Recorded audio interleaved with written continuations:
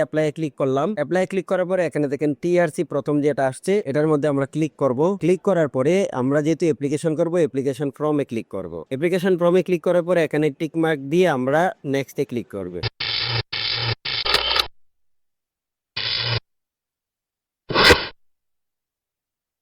তুমি আপনার যেটা করবেন, ব্রাউজারে যায় বাংলা সাইবার লিখবেন। বাংলা সাইবার দিয়ে আপনি করতে গেলে টোটাল যত চলমান যত চাকরি আছে সব কিন্তু পেয়ে যাবেন একটি মাত্র ওয়েবসাইটে। দেখেন চলমান সরকারি চাকরি, এখানে ক্লিক করলাম। আমরা এখন নিচের দিকে আসবো। যদি নিচের দিকে আসি, আসার পরে আমরা দেখতে পারবো সার্কুলারটা আছে কিনা সেটা দেখবো আমরা। তো যদি আপনার নিচের দিকে আসি, এই যে এখানে দেখেন পুলিশ কনস্টেবল টিআরসি পদে নিয়োগ। যদি এখানে না থাকে তাহলে এই সার্চ অপশনে গিয়ে আপনারা যদি পুলিশ লেখেন তাহলে কিন্তু এটা চলে আসবে। বিস্তারিততে ক্লিক করলাম। ক্লিক করার পরে এখানে দেখেন পুলিশ কনস্টেবল টিআরসি পদে নিয়োগ, Bangladesh police constable job circular 2024।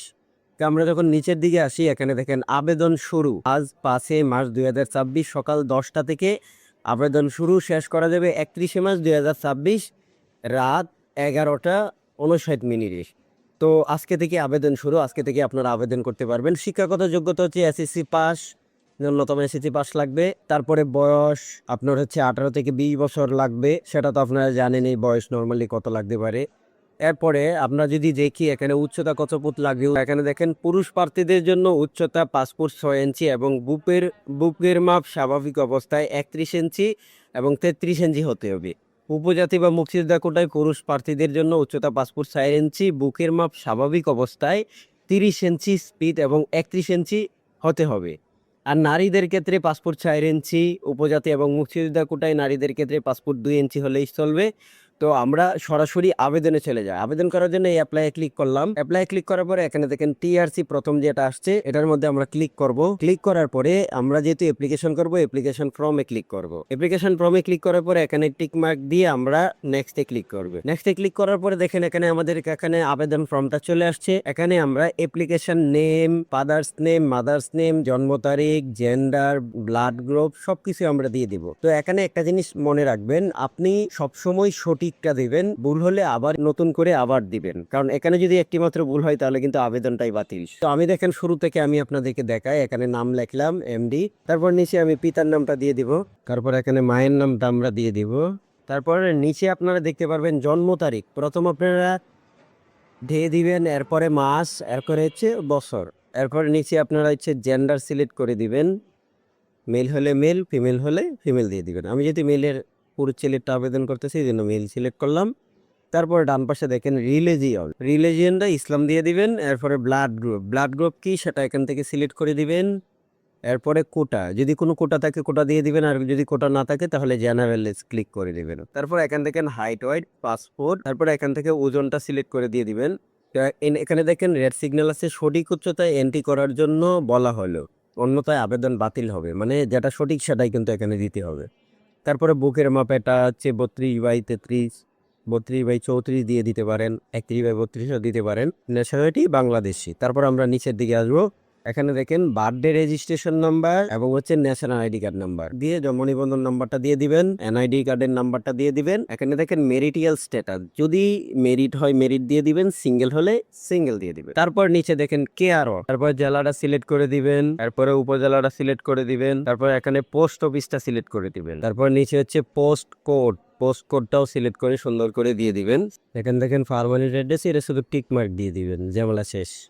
তারপরে নিচে দেখতে পারবেন যে মোবাইল নাম্বারটা আপনার এখানে একটি সঠিক সচল একটি মোবাইল নাম্বার দিবেন, কারণ এই নাম্বারে কিন্তু এসএমএস যাবে। তো মোবাইল নাম্বারটা দিয়ে দিবেন, সেম নাম্বারটাই নিচে আবার দিয়ে দিবেন আপনার। তারপর এখানে দেখেন একাডেমিক কোয়ালিফিকেশন, এখানে এসএসসি দিয়ে দিবেন। দিয়ে দেওয়ার পরে আপনার বোর্ড কোনটা সেই বোর্ডটা এখানে সিলেক্ট করে দিবেন, রোল নাম্বারটা দিয়ে দিবেন, তারপরে রেজিস্ট্রেশন নাম্বারটা দিয়ে দিবেন, রেজাল্ট এবং গ্রুপ, পাসিং ইয়ারটা দিয়ে দিবেন। দেখেন রোল নাম্বার দিয়ে দিলাম, রেজিস্ট্রেশন নাম্বারটা দিয়ে দিলাম। এরপরে আমি নিচে রেজাল্টটা সিলেক্ট করে দিয়ে দিব। রেজাল্টটা অবশ্যই এটা হচ্ছে জিপিএ, এখানে জিপিএটা আমি সিলেক্ট করে দিব। সিলেক্ট করে যাওয়ার পরে নিচে দেখেন গ্রুপ, এখানে আমি গ্রুপটা সিলেক্ট করে দিলাম। তারপরে পাসিং ইয়ারটা সিলেক্ট করে দিব। আমরা যেটা করব সেটা হচ্ছে এইচএসসি যদি আপনার থাকে এইচএসসি দিতে পারেন, না থাকলে দেওয়ার দরকার নাই। এই যে এখানে একটা কোড লেখা আছে 9E9L2HR এটা আপনারা এখানে লিখে দিবেন, অথবা এটা টান দিয়ে যদি এখানে বসিয়ে দিতে পারেন বসিয়েও দিতে পারবে। তারপর টিক মার্ক দিয়ে আপনারা নেক্সট অপশনে ক্লিক করে দিবেন।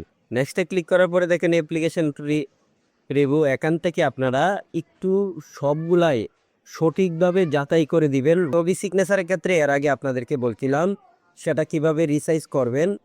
রিসাইজ করার জন্য আমার এই একটা ভিডিও আছে, এই ভিডিওটা আপনারা দেখে আসতে পারেন।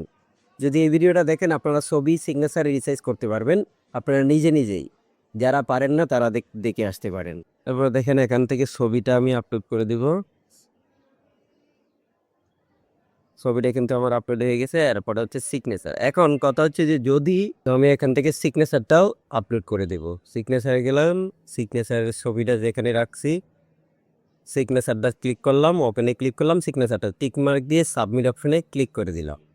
তাহলে দেখেন আমার এটা কিন্তু কমপ্লিট হয়ে গেছে। এখন একটা জিনিস আপনারা কিন্তু বারবার প্রিভিউ করতে পারবেন, যদি ভুল হয় সেটা কমপ্লিট করতে পারবেন। তারপরে এই যে কপিটা আছে এই কপিটা ডাউনলোড অপশনে ক্লিক করে আপনারা কাস্টমারকে দিয়ে দিতে পারেন, অথবা আপনি যদি নিজে আবেদন করেন তাহলে আপনি এটা আপনার কাছে রেখে দিতে পারেন, যে কোনো একটা দোকানে গিয়ে এটাকে প্রিন্ট করতে পারেন। এখন আপনাদেরকে দেখাবো টাকা কিভাবে পেড করবে। টাকা পেড করার জন্য আপনাদের প্রথম যেটা করতে হবে সেটা হচ্ছে আপনার প্রথম আপনার মোবাইল অপশনে গিয়ে লিখবেন টিআরসি, তারপরে আপনার ইউজার নেমটা লিখবেন, ইউজার নেমটা দিয়ে দিবেন। ইউজার নেমটা আপনার অ্যাপ্লিকেশন কপিতে আছে সেখান থেকে নিয়ে দিয়ে দিবেন। তারপরে পাঠিয়ে দিবেন 16342 নাম্বারে, 16342 নাম্বারে পাঠিয়ে দিলে এনাফ। এরপরে আপনারা দেখবেন আপনার ফোনে আরেকটা দ্বিতীয় মেসেজ ঢুকছে, সেই মেসেজটা আপনারা আবার টাইপ করবেন। সেই মেসেজটাতে আবার লিখবেন টিআরসি ইএস, তারপরে আপনার যে একটা নাম্বার আসবে সেই নাম্বারটা লিখে আবার আপনারা যেটা করবেন 16342 নাম্বারে পাঠিয়ে দিবেন। আপনার আবেদন কমপ্লিট, সব কিছু কমপ্লিট হয়ে গেছে। এই ছিল আজকের টিউটোরিয়ালটি। যদি আজকের টিউটোরিয়ালটি ভালো লেগে থাকে তাহলে লাইক কমেন্ট শেয়ার করে দিবেন। এরকম আরও ইন্টারেস্টিং টিউটোরিয়াল পেতে আমাদের চ্যানেলটি যারা এখনও সাবস্ক্রাইব করেননি প্লিজ চ্যানেলটি সাবস্ক্রাইব করে বেল বাটনটি বাজিয়ে দিবেন। সবাই ভালো থাকবেন, সুস্থ থাকবেন। আসসালামু আলাইকুম ওয়া রাহমাতুল্লাহি ওয়া বারাকাতুহু।